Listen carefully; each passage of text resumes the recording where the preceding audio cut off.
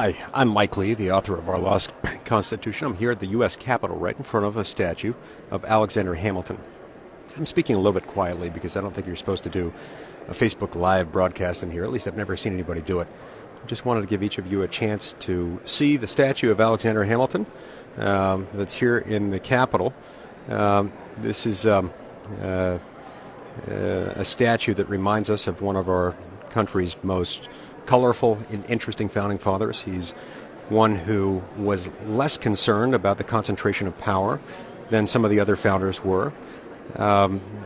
Ultimately, however, even if you look back at how he viewed the concentration of power, he was less comfortable with it than almost anyone in government today. So even though people think today about the fact that Alexander Hamilton was all about big government allowing consolidation of power, if you review his report on manufacturers from the 1790s, you see that even Hamilton, while thought of in his day as the guy who was for more consolidated government, by today's standards, he would have been not at all comfortable with the consolidation of power within Washington that we see today, or within Washington, the consolidation of power within the executive branch. So anyway, anytime you have a chance to come here to the U.S. Capitol, you can see his statue here.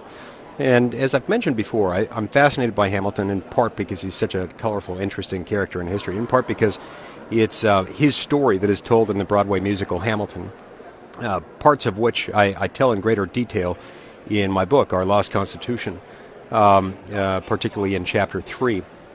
But I'm fascinated by the fact that this play has been so popular. Not entirely surprised.